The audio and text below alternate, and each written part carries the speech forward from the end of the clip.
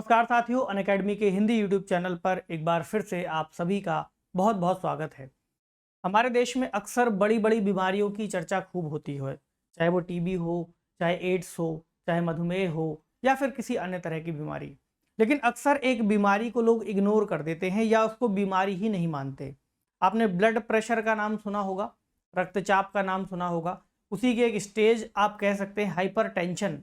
तो हाइपरटेंशन पर हाल ही में एक डेटा सर्कुलेट हुआ है जो अपने आप में हमारे देश के अंदर एक बड़ी तस्वीर को प्रस्तुत करता है। तो हाइपरटेंशन हो सकता है आपके आसपास कई सारे लोगों को हो या एक स्थिति तक आपको भी हो, लेकिन आपको उसके बारे में पता ना हो। आप हो सकता है उसको डायग्नोस ना कराया हो, या पता हो तो आपने उसके लिए कोई इलाज का प्रयास ना किया हो, या इलाज भी अगर हुआ तो बाद में देखभाल ना हुई हो। तो इस तरह के कई सारे डेटा पर यह जो रिपोर्ट आई है यह निष्कर्ष देती है। ठीक है, आज के टॉपिक में इसको समझना बहुत जरूरी है। ह्यूमन हेल्थ जो आपके सिलेबस का एक हिस्सा है, यानी कि मानव स्वास्थ्य, जीएस पेपर 3 में भी आप इसे कनेक्ट कर सकते हो, और सोसाइटी वाले एंगल में भी हेल्थ के जो इश्यूज है जीएस पेपर 1 में भी आप इसको शामिल कर पाओगे। तो इससे जुड़े हुए सवाल आपसे पूछे जाएंगे कि आखिरकार एक इतनी बड़ी समस्या है, इसका समाधान कैसे हो सकता है, या एटलीस्ट आप उन बिंदुओं को चिन्हित क्या कर सकते हैं जो इसके कारणों के रूप में आपको दिखते हैं। ठीक है, चलिए टॉपिक क्या है, साइलेंट किलर हाइपरटेंशन, भारत का उच्च रक्तचाप मानचित्र। तो इसको साइलेंट किलर भी कहा गया है, जो धीरे धीरे मारता है। आपने सुना है कि चिता चिंता से बेहतर है ना। आपने सुना है कि एक बार की मृत्यु चिंता से कहीं बेहतर मानी गई है। तो चिंता जो कि आपको धीरे धीरे घोल करके मारती है और आपके ब्लड प्रेशर रक्तचाप को बढ़ाती है। ठीक है, इसका एक मानचित्र आपको आज देखने को मिलेगा। तो चर्चा में क्यों है, खबर के बारे में थोड़ी सी और जानकारी लेंगे। उच्च रक्तचाप आखिरकार होता क्या है। जो रिसर्च आई है उसमें भारत में उच्च रक्तचाप यानी हाइपरटेंशन से जुड़े हुए मामलों में देखभाल की जो स्थिति है उसके बारे में क्या जानकारी मिलती है।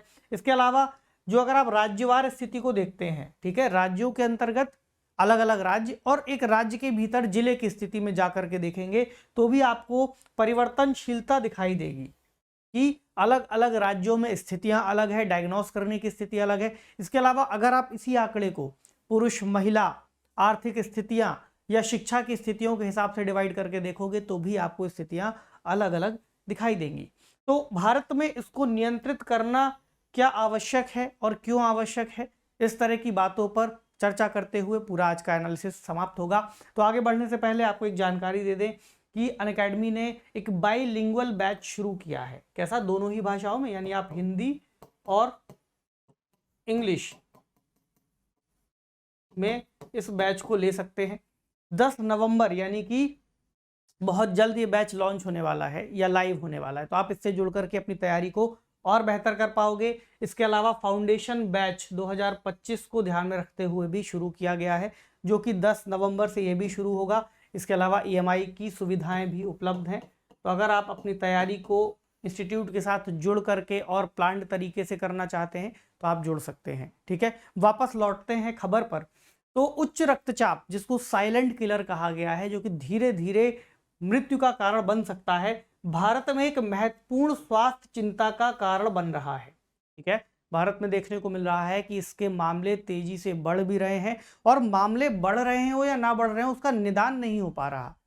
ठीक है, उसको एक प्रॉब्लम के रूप में देखा ही नहीं जा रहा। ये बताती है नेशनल फैमिली हेल्थ सर्वे का डेटा सामने आया था। नेशनल फैमिली हेल्थ सर्वे जो देश के अंतर्गत परिवारों के स्वास्थ्य का सर्वेक्षण करता है, किसी व्यक्ति का नहीं, परिवार के स्वास्थ्य का। ठीक है, तो इससे जुड़ा हुआ एक जर्नल है जामा।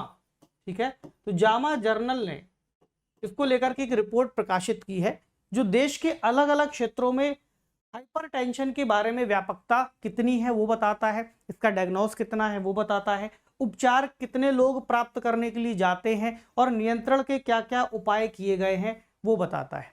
ये भी पता चलता है कि देशवार स्थिति जब ओवरऑल देखते हैं तो भिन्नताएं कितनी हैं, है ना।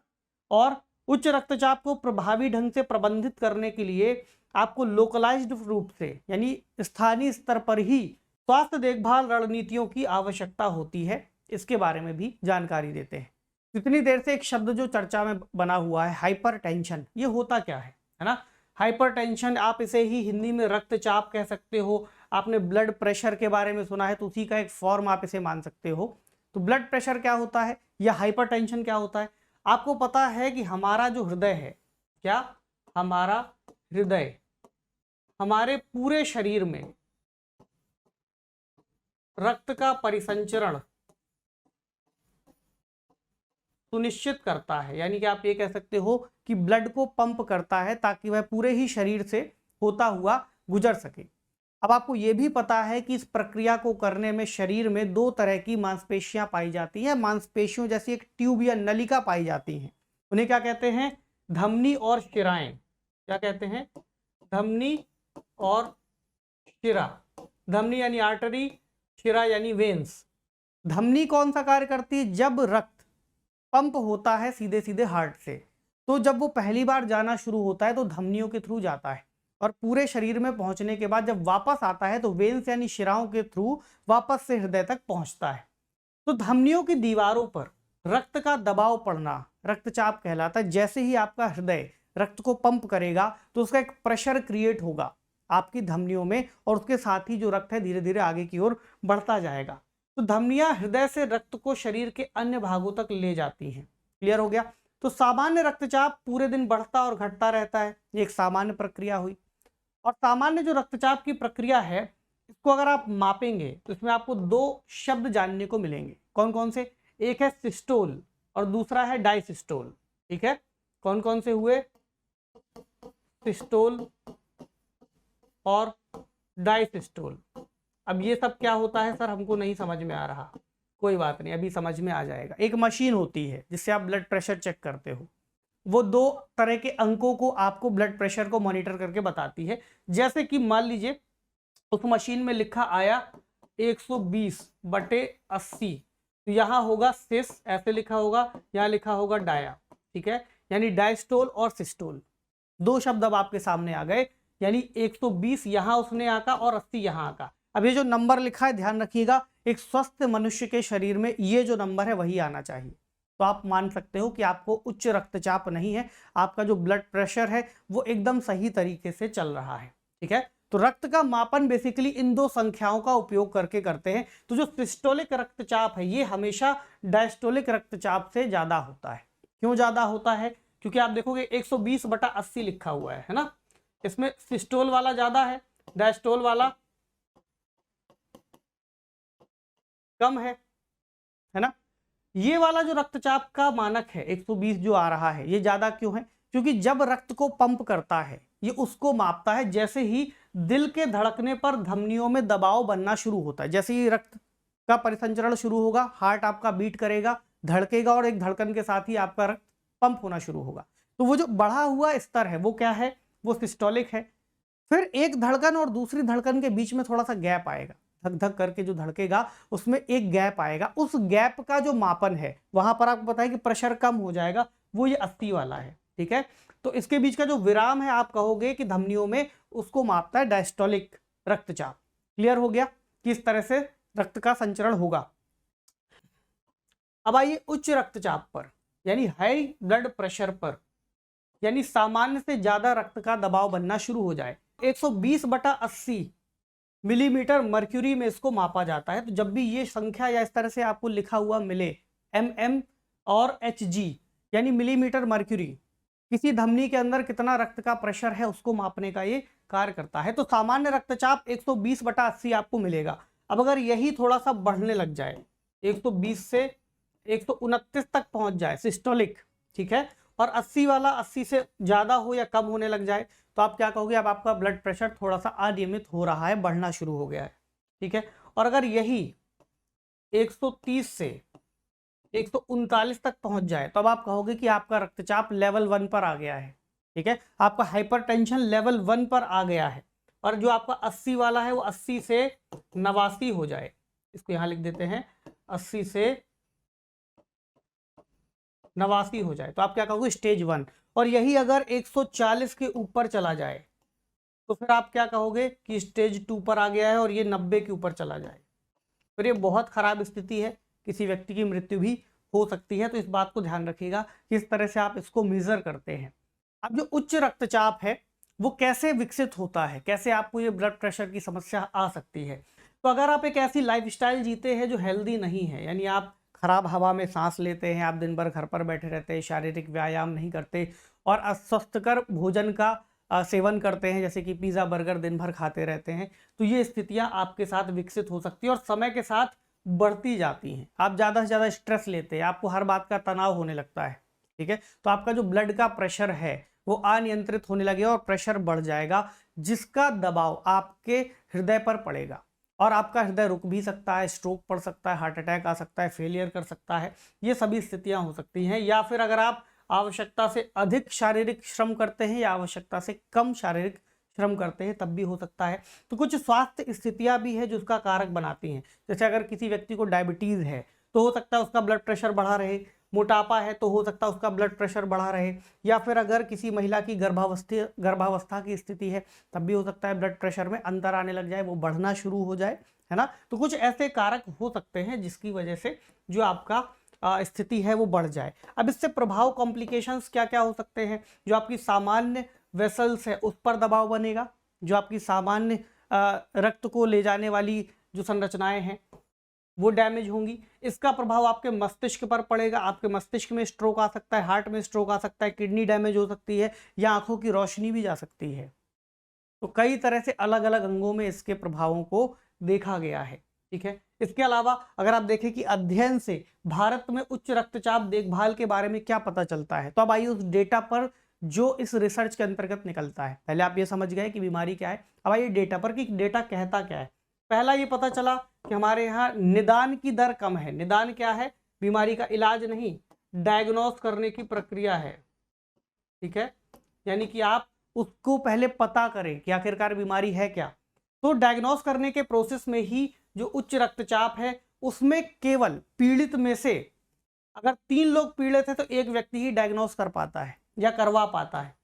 3 पीड़ित में से केवल एक ही डायग्नोस करवा पाता है, ठीक है। फिर होती उपचार की शुरुआत। अगर आप इसको देखेंगे तो जिसने डायग्नोस कराया, ठीक है, उन लोगों में से 5 में से केवल एक ही व्यक्ति हाइपरटेंशन के लिए उपचार को शुरू कर पाता है। अब आपने देखा 3 में से एक पहले डायग्नोस करा पा रहा है, फिर इन 5 में से, ठीक है, केवल एक व्यक्ति उपचार शुरू कराएगा। कितना लंबा गैप आ रहा है इसमें। और फिर जो लोग नियंत्रण के लिए जाते हैं, तो जो लोग उपचार शुरू करते हैं उनमें से 12 में से केवल एक अपने ब्लड प्रेशर को सफलतापूर्वक नियंत्रित कर पाते। अब जो 5 में से एक आपने देखा कि उपचार कराने गया, इसमें से निकालिए 12 लोगों को, इन 12 में से एक का केवल ब्लड प्रेशर संतुलित हो पाएगा, क्योंकि ब्लड प्रेशर को कंट्रोल करना या हाई ब्लड प्रेशर को कंट्रोल करना एक चुनौती है, ठीक है, उसको ठीक कर पाना मुश्किल है। अब इसमें अगर आप देखते हो कुछ डेटा में से, तो राज्यों के स्तर पर भी आपको अंतर समझ में आता है, यानी अलग अलग राज्यों के हिसाब से आंकड़े में अंतर है। जैसे दक्षिणी राज्यों में अगर आप देखोगे तो हाई ब्लड प्रेशर की व्यापकता राष्ट्रीय औसत से ज्यादा है। पूरे राज्यों को और आपके जो केंद्र शासित प्रदेश है उन सभी को मिलाकर के जब आपने एक आंकड़ा निकाला, उसमें आपने एक औसत बनाया, तो उस औसत से दक्षिण भारतीय राज्यों का जो हाइपरटेंशन का मामला है वो ज़्यादा है। हालांकि यहाँ पर बेहतर उपचार और नियंत्रण की दर भी ज़्यादा है। अगर वहाँ पर परेशानी ज़्यादा है तो उसका इलाज भी करने के लिए वो ध्यान देते हैं। इसके अलावा अगर आप राज्य स्तर पर देखते हैं तो उसकी व्यापकता दक्षिणी राज्यों में प्रसार ज़्यादा है, 29.9%। राष्ट्रीय औसत कितना है? 26.8%। तो अंतर काफ़ी दिखता है। लेकिन उपचार और नियंत्रण के मामले में देखते हैं तो दक्षिणी राज्यों में हाइपरटेंशन से पीड़ित लोगों का अनुपात बाकी भारत के समान है, लेकिन उपचार में ये लोग ज़्यादा आगे हैं, इनका अनुपात अधिक है सफलतापूर्वक इसको ट्रीट करने में। अब इस चार्ट को देखिए, इसमें थोड़ा सा आपको आयुवार आंकड़ा दिखाई देगा। पहले लिखा हुआ है जो जिस तरह से जनसंख्या को डिवाइड किया गया है वो। दूसरा आप देखोगे लिखा हुआ है प्रेवलेंस। प्रेवलेंस यानी उसकी व्यापकता, क्या व्यापकता। उसके बाद आप देखोगे डायग्नोस्ड यानी उसका निदान, कितने लोगों ने उसका पता लगाया है। फिर आप देखोगे ट्रीटेड यानी कितने लोगों ने उसका उपचार किया है। उसके बाद लिखा हुआ है कंट्रोल यानी कितने लोगों ने उसको नियंत्रित किया है, ठीक है, ये आपको क्लियर हो गया। अब देखिए टोटल कितना है, 28.1% लोग हैं जो इसकी व्यापकता में आते हैं। 36.9% लोग डायग्नोज कर पाते हैं, 17.7% लोग इसका उपचार कर पाते हैं और 8.5% लोग इसको नियंत्रित रख पाते हैं। महिलाओं और पुरुषों में भी भिन्नता है। आपको दिखता है कि पुरुषों में इसका आंकड़ा ज्यादा है, यानी इसका प्रसार पुरुषों में ज्यादा है महिलाओं की तुलना में। वही जो डायग्नोज के मामले वो महिलाओं में ज़्यादा हैं, यानी महिलाएं इसको ज़्यादा डायग्नोज कराती, पुरुष इसको डायग्नोज भी नहीं कराते। यानी पुरुषों में ब्लड प्रेशर बढ़ रहा है, बढ़ता रहेगा, उनको पता भी नहीं चलेगा, वो जाएंगे भी नहीं। आपके पिताजी हो सकते हैं घर में, माताजी हो सकती हैं, बड़े भाई हो सकते हैं, कोई भी। इलाज का अगर आप दर देखो तो भी आपको दिख रहा है महिलाओं में पहली बात तो मामले कम है, ठीक है, व्यापकता कम है, निदान ज़्यादा है, उपचार ज़्यादा है और नियंत्रण के उपाय ज़्यादा है। और पुरुषों में उल्टा दिख रहा है।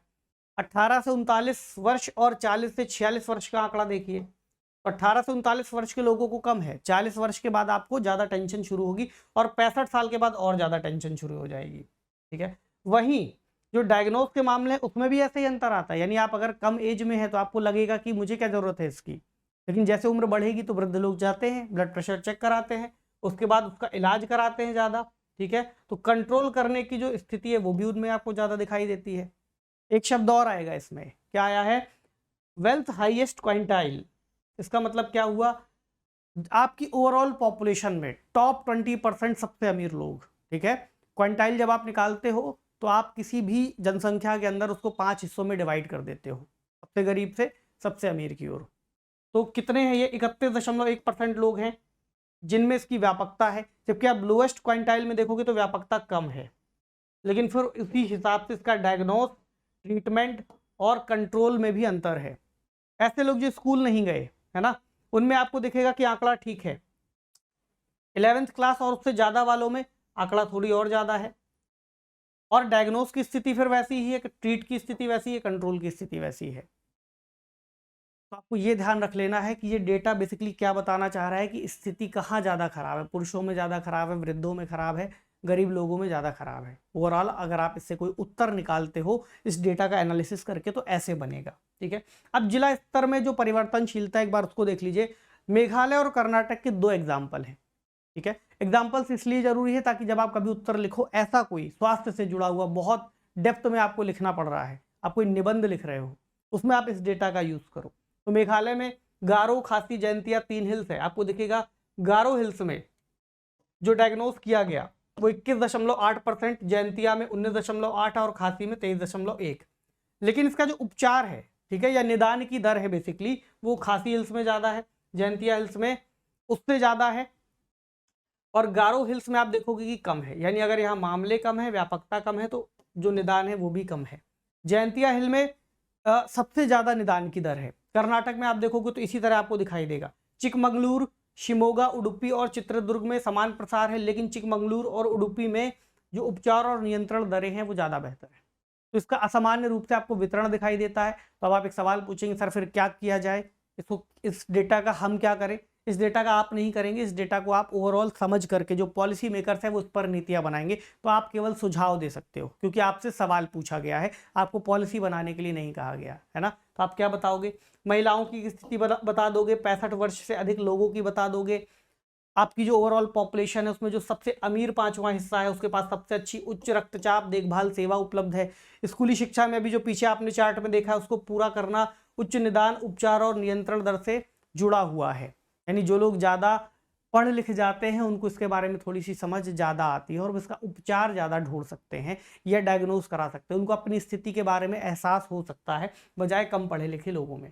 तो अगर आप इस डेटा को देखते हो, परिवर्तनशीलता को देखते हो, तो ये क्या आपको बताता है, क्यों आवश्यक है। पहला तो आपको ये पता चलेगा कि आप प्रभावी रूप से हेल्थ से जुड़ी हुई जो देखभाल स्ट्रेटजीज हैं उसको बना सकते हैं। यानी रणनीतियां जब आप तय करोगे, आप ये तय करोगे कि आप देश में पता चल गया ये समस्या है तो उसका समाधान कैसे निकले, है ना। तो डेटा से आप पता कर लोगे कि जिलावार जो अंतर है, जो विविधता है वो कितनी है। आप देख पाओगे कि उच्च रक्तचाप देखभाल में सुधार के लिए आपको किस तरह से, किस स्थान पर ज़्यादा संसाधनों को आवंटित करना है, आपको कहाँ पर प्राथमिक स्वास्थ्य उपचार केंद्रों को खोलना है, आपको कहाँ पर डॉक्टर्स ज़्यादा भेजने हैं, आपको कहाँ पर दवाएं ज़्यादा भेजनी है ना। और न्यूनतम पहुँच वाले क्षेत्रों में नियमित अंतराल पर दवाओं की उपलब्धता सुनिश्चित करानी होगी। यानी ऐसे क्षेत्र जहाँ पर मामले अधिक हैं लेकिन उनके पास स्वास्थ्य केंद्र नहीं है, वहाँ पर दवाइयाँ भेजनी पड़ेंगी, ठीक है।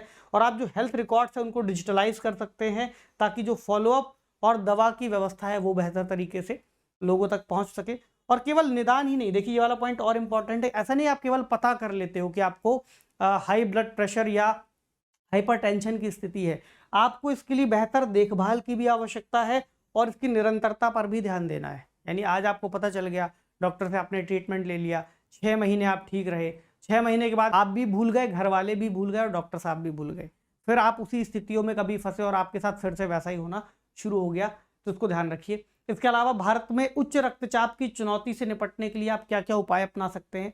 जैसे पहला ये है कि मामलों की पहचान के लिए लोगों की सक्रिय जांच करा सकते हैं। इसके बारे में जब पता चले तो उपचार शुरू कर दीजिए। सुनिश्चित करना चाहिए कि दवाएं उपलब्ध हों और सुलभ रहें। सबसे पहले तो ये आप लोगों को बताइए कि ऐसा कोई बीमारी आपको हो रही, हाई ब्लड प्रेशर आपको कितना नुकसान कर सकता है, क्या क्या उसके इम्पैक्ट हो सकते हैं, हार्ट अटैक्स आ सकते हैं, अभी शुरू में उसको डिस्कस किया। तो फॉलोअप सिस्टम भी आपको बनाना होगा ताकि एक बार अगर कोई ठीक होता है तो वो दोबारा भी वहाँ पर जा सके और दोबारा से अपने आप को डायग्नोस करा सके अगर कुछ समय बाद वापस से समस्या शुरू हो। एक रिपोर्ट आई है WHO की, वो ये बताती है कि 2040 तक भारत में लगभग 4.6 मिलियन यानी लगभग 40 लाख से ज़्यादा, 46 लाख के आसपास लोगों की मृत्यु को रोका जा सकता है इसकी वजह से। ठीक है, यदि उच्च रक्तचाप से ग्रस्त आधे लोगों को भी आप प्रभावी ढंग से अपना ब्लड प्रेशर कंट्रोल करने में मदद कर पाते हैं। ठीक है, 46 लाख लोगों की मौत रोकी जा सकती है अगर इस डेटा में जो भी आपने पीछे देखा उसमें से अगर आप आधे लोगों का भी ब्लड प्रेशर कंट्रोल करवा पाते हैं। तो भारत सरकार ने क्या किया इसके लिए, 2025 तक उच्च रक्तचाप यानी हाइपरटेंशन या डायबिटीज से पीड़ित 75 मिलियन लोगों के उपचार के लिए एक पहल की शुरुआत की है, एक योजना शुरू की है जिसके तहत लोग अपना इलाज और उपचार करा पाएंगे। और इसका लक्ष्य क्या है, बहुआयामी दृष्टिकोण अपनाएं, मल्टीपल अप्रोचेस को अपनाएं। केवल यही नहीं है, देखिए कई बार आपको कारणों को भी पहचानना पड़ेगा। अगर किसी व्यक्ति को टेंशन है तो किन कारणों से है, उसका समाधान ढूंढ सकते हैं, वो मेडिटेशन के थ्रू इसका समाधान ढूंढ सकते हैं, अपनी समस्या किसी को बता करके, किसी से डिस्कस करके उसका सॉल्यूशन निकाल सकते हैं, आवश्यकता पड़ने पर किसी मनोचिकित्सक की सहायता ले सकते हैं। लंबी सांस लीजिए, अच्छे माहौल में रहिए, अच्छा भोजन, अच्छी जीवन शैली को अपनाइए, व्यायाम कीजिए और काफ़ी ज़्यादा तनाव तो आपका ऐसे ही कम हो जाएगा जिससे आपका ब्लड प्रेशर कम हो जाएगा। ठीक है, तो जो आपकी बुनियादी स्वास्थ्य सेवाएं हैं उसके जरिए उससे जुड़ करके आप इसका इलाज ढूंढिए और सबसे पहले इसको पता कीजिए कि अगर ऐसा कोई ब्लड प्रेशर आपको होता है या किसी भी व्यक्ति को होता है तो वो उसके बारे में थोड़ा सा सचेत रहें, तब उसको स्वीकारने के बाद आप इलाज तक पहुंच सकते हैं। अब एक प्रैक्टिस क्वेश्चन है, बिना तनाव लिए, बिना अपना हाइपरटेंशन किए हुए आपको इसका आंसर ढूंढना क्या है। उच्च रक्तचाप यानी हाइपरटेंशन क्या है और इसे कैसे मापा जाता है। कुछ ऑप्शन दिए हैं। पहला कहता है कि उच्च रक्तचाप शिराओं की दीवारों पर रक्त के दबाव को दर्शाता है जिसे सिस्टोलिक दबाव का उपयोग करके मापा जाता है। दूसरा कहता है उच्च रक्तचाप या हाइपरटेंशन धमनियों की दीवारों पर रक्त का दबाव है जिसे दो संख्याओं सिस्टोलिक और डायस्टोलिक का उपयोग करके मापा जाता है।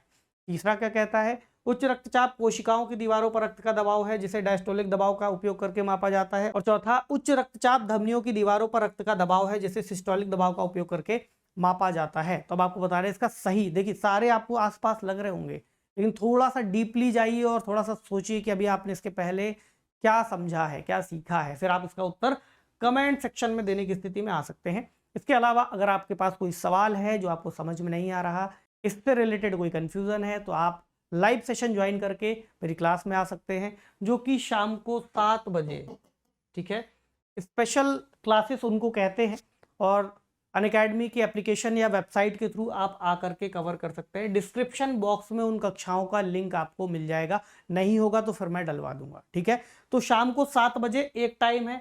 दूसरा टाइम अगर 7 बजे क्लास किसी कारण से नहीं हो पाती है तो 12 बजे से 1 बजे के बीच में आपको क्लास शेड्यूल मिल जाएगी अगर क्लास हो रही है। अमूमन क्लास डेली हो रही है। ठीक है, तो आइए पढ़िए, कुछ सीखिए और समस्याओं का सॉल्यूशन पाइए। पढ़ते रहिए, ख्याल रखिए, शुक्रिया।